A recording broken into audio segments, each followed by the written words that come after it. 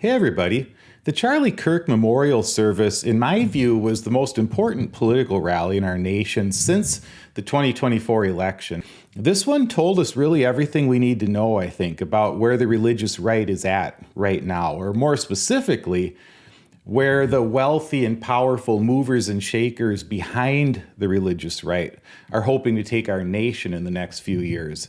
So I've been making a few videos to talk about it, and today I'm going to answer just a very basic question that I've been asked, which is, so what was so wrong about the Charlie Kirk Memorial? And I've got just a few points I want to make. I already talked about how Donald Trump gave his most anti-gospel presentation at the end when he explicitly rejected the words of Jesus by saying, "I hate my opponent and I don't want the best for them." And I made a longer video on Friday about my personal journey, about my background as a retired evangelical pastor and how 30 years ago, before I went into pastoral ministry, I actually did believe some of the same things that Charlie Kirk believed. And I think that might be the most important video that I've made in a while for anyone who wants to understand my heart on these issues. Because as you're going to see today, I just tend to be super critical of the MAGA movement, especially since it often presents itself as a Christian movement, like it did at that rally. And I just don't have the time in every video to share my concern for the actual people in the movement, but I have deep concern for them. But I'm mostly talking about how I'm strongly criticizing the leaders of the movement. And I'm trying to expose how dangerous the movement is, not just to the nation, but really to the sincere believers who fall under its spell.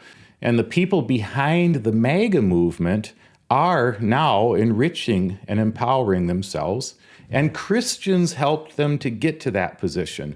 So now these people have the power to turn our country into their own personal cash machine and sort of to entrench their families into permanent positions of power as an oligarchy in the country. And that's all they've ever wanted.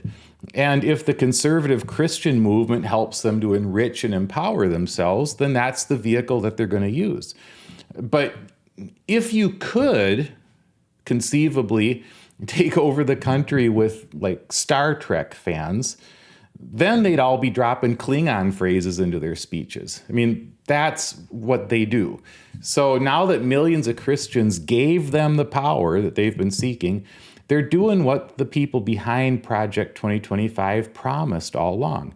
They're working fast to corrupt any system that might try to hold them in check, and they're getting away with it. Why? Again, because of people who call themselves Christians by and large. Christians are still the ones who threaten the political career of any elected Republican who might stand up to Trump. The leaders of the MAGA movement are using the faith of millions of believers to advance a very un-Christian agenda. And so this rally, back to this rally, that was important because it showed all of that to the world. For those who have eyes to see, these people removed their masks again. In that rally, the MAGA movement told us in their own words how they view the relationship between their faith and their politics. And spoiler alert, their politics drive their faith. It's not the other way around. I've heard a phrase that I think used to be seen as sort of a truism. This phrase, politics is downstream of culture. Basically, that means that politics conforms to culture, with the culture's flowing towards the political class, and then they adapt to the culture. Politics is downstream from culture. But times have changed, I think, partly because of social media and lots of other reasons, and partly, though, because Donald Trump is just an especially adept demagogue, and he's making a lot of people wealthy and powerful by amplifying his message, by getting on his train. But when it comes to the MAGA movement, at least, I'm convinced now that culture is downstream of politics. I think more and more, MAGA Christianity is shaped by politics, not the other way around. And I don't know how many people who call themselves Christians and vote for Trump actually go to church, but let's just assume that they do. Let's assume that they go and listen to a sermon once a week. And if those sermons are anything like what was said at the rally, then they're not even hearing the words of Jesus at church. But let's assume that they do go to a good church and that their pastor is trying to share Jesus with them. So that's 1 hour per week maximum. And then all day long for the rest of the week, they're listening to Donald Trump, or they're listening to his enablers amplify his message, or they're listening to Fox News or even worse news outlets than that. And Donald Trump's voice isn't just louder than Jesus' voice, it's ever present. Christians are told to meditate on the word, to contemplate the things of God, to think on those things. But the entire agenda of MAGA communicators is to get people not to contemplate, not to reflect, just to react. So they fill them up with fear and rage and a very unhealthy degree, I think, of self-righteousness. And they wash it all down with just the thinnest possible bit of gospel talk. They give their followers a few words, like just enough of a synthetic mRNA gospel to immunize them against the real thing. And honestly, after watching the speakers at that rally, I think most of them just aren't even good at pretending that they're trying to live by the actual words of Jesus. This isn't about reading between the lines when I say that. I mean, I just watched it, and they state their intentions clearly, repeatedly. They talk about how they view their faith and their politics. They make it very clear. And yeah, they use some vague American terms like freedom a lot, and dog whistles like Western civilization that were so loud that I think the German shepherds and Rottweilers across the country howled from the ringing in their ears. And the fact that millions of American Christians watched all of that and didn't recoil from it, I think that only shows how deep this deception goes. So in a nutshell, that's what was wrong about the Charlie Kirk Memorial Rally. I think it was a rallying cry for a movement that's based on a false gospel. It's a movement that rejects Jesus' words about a kingdom not of this world. A movement that embraces power over the other, which is the opposite of what Jesus taught. It's a movement that congratulated itself because it was able to pull thousands of people together at a stadium. And then it called that a revival, which is just obscene because a revival is the supernatural work of the Spirit. But they did something that any demagogue could have done. Many demagogues have proven over the years that this is one of the easiest things you can do, simply using human techniques. You don't need the Holy Spirit for this. As somebody who led worship for 6 years full time and then many years after that, I had to learn the subtle difference between facilitating a congregation's worship and manipulating the congregation.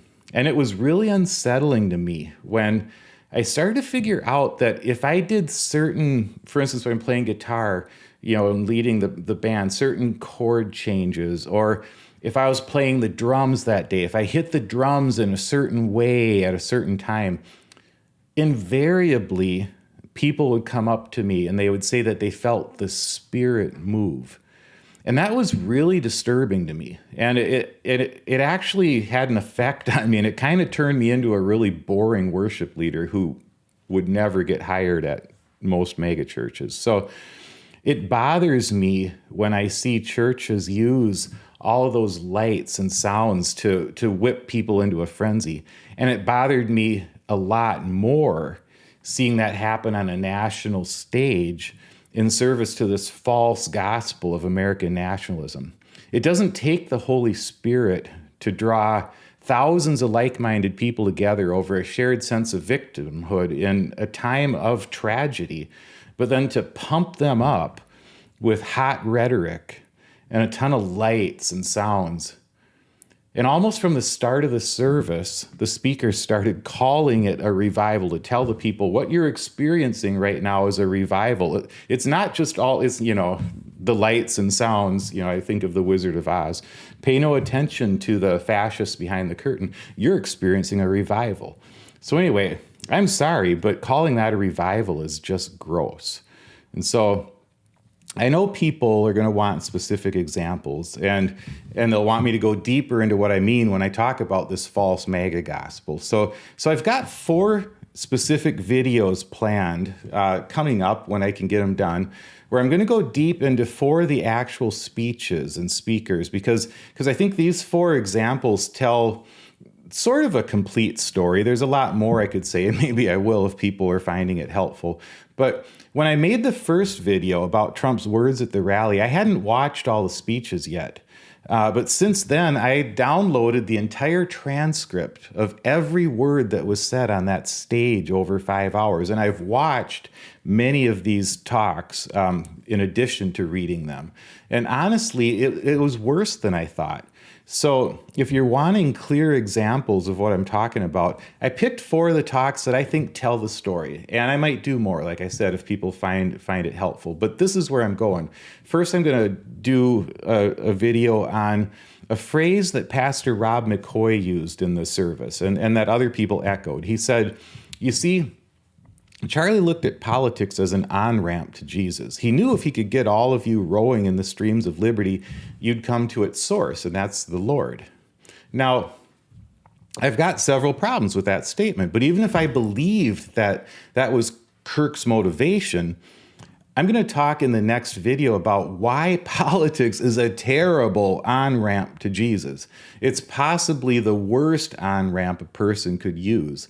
One of the worst for sure, because by necessity, politics uses people's tribal prejudices to draw them in onto your team. But by definition, it can't then challenge those tribal prejudices, because then the movement would cease to exist.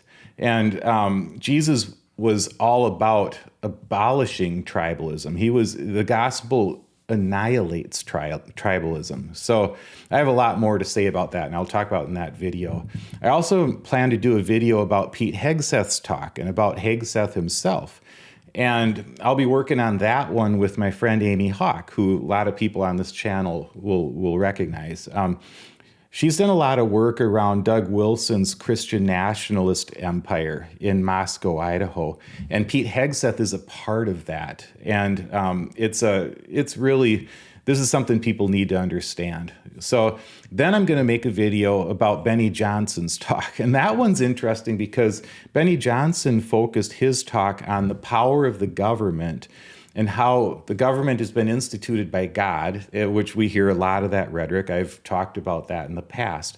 And if you haven't seen Benny Johnson's talk, though, and what he does with that, you'll get chills when you hear him say that he wants Trump to use the power of the sword to terrify Americans, evil Americans, by which he clearly meant the left. He didn't mean, mass murderers or whatever. He's talking about the left. And then finally, I'm going to talk the 4th video about Stephen Miller's screed, which I think a lot of people did see. And in that video, I'm going to lay out all the marks of fascism that I've talked about for years. And I think we can just check the boxes off together as we listen to his speech. If we put all of those marks of fascism that I've talked about on bingo cards, we'd all go home winners after Miller's speech. So anyway, that's what's coming up. And I'm looking forward to going deeper on these things in the coming days. And I've been really appreciating the questions and the pushback that people have given me in the videos. I learned so much from that, and it helps me to know what people are thinking. So please continue commenting and continue pushing back, because that helps me to sharpen what I'm saying. I believe strongly in what I'm saying. And if I'm not saying it in a way that people understand, please let me know. So until next time, thanks for listening.